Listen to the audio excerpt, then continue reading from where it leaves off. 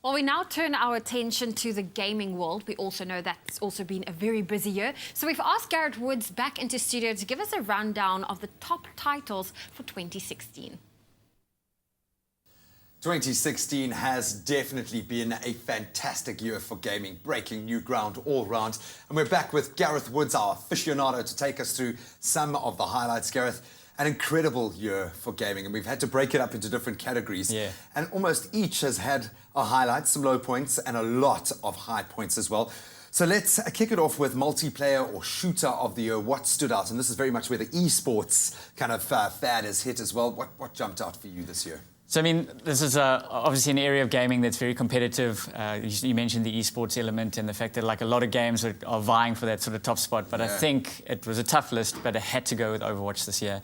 New intellectual property brought out by Blizzard. They brought out a first-person shooter for the first time, and it's really just taken the world by storm. It's growing incredibly fast as an esport. It's super popular. The graphics are real pretty. Yeah. It's really just a great game, and I've been enjoying every second of it. Adventure Game of the Year. We love sinking our teeth. I know that you have gone that extra mile for us through all of your adventures this year. What have you enjoyed the most?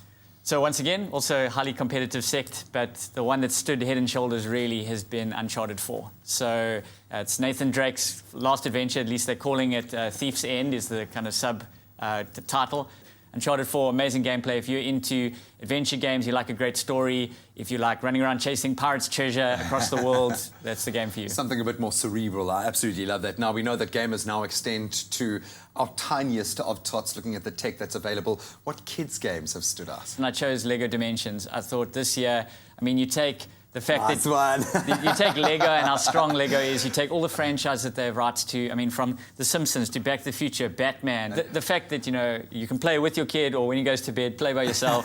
You got the little figurines. It really is just an awesome game. Now, showing my age, maybe the dungeon crawler era is behind us, but role-playing games certainly seem to have had a bit of a rise. Now, what has stood out for you in that, Marcus? This is definitely my toughest category. And I guess the one that really stood out for me above all of them was The Witcher 3. So you play Geralt of Rivia, you run around as a kind of mercenary / monster hunter, and it's just a huge, huge game. Well, that's awesome, and at least it delivers on its promise. Unlike one of the indie titles out there, No Man's Sky, and I feel like we were complicit in that, I don't know, the deceit, if we can call it that, but the indie game market might have taken a bit of a knock from that, but where do we stand in terms of the games that have shone? The indie game is... kind of market is still really strong. I think it is difficult to fight with the big budget titles that have all the marketing and all that behind it. But one that really stood out for me was a game called Inside. It's by the guys who brought out a game called Limbo a couple of years ago. It's a side-scroller, but you're in the foreground, but all the stuff's happening in the background. But as the story progresses, you start noticing that not all is right in the world of Inside. And they kind of progress through the story to try and uncover what's going on. But during the game, you just get these feels. It's really weird. And we need that kind of gaming. We need it to break new ground and set new frontiers for the big guys to understand that there are different ways of looking at gaming, or at least that gaming experience. We, of course, coming in at number 6, we can't ignore mobile games. They have dominated at the moment. Why? Because mobile technology is dominating at the moment. What's been your champion game this year? Hands down, winner this year has to be Pokemon Go. I mean, when you have an app that gets more download, or reaches 1 million downloads faster than Facebook, than Tinder, than Uber. Most Googled thing on South African 100%. markets as well. So, I mean, it really was a revolution for gaming. The amount of people who didn't realize they were gamers or realize what outside looked like if they were gamers, and they're kind of meeting together to play Pokemon Go. It was just crazy, an absolute phenomenon, and definitely mobile game of the year. It's been wonderful going on this journey with you, my friend. We've seen some incredible releases.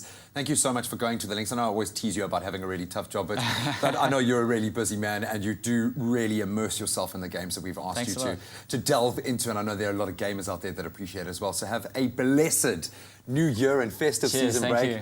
I know he's going to be on his couch, or I imagine you on a souped-up lazy boy chair with your 5 controllers around you, but soak up every second you've earned it, my brother. Thank you. Awesome stuff. Who knows? One of these incredible games could end up in your Christmas stocking this year. I certainly hope so.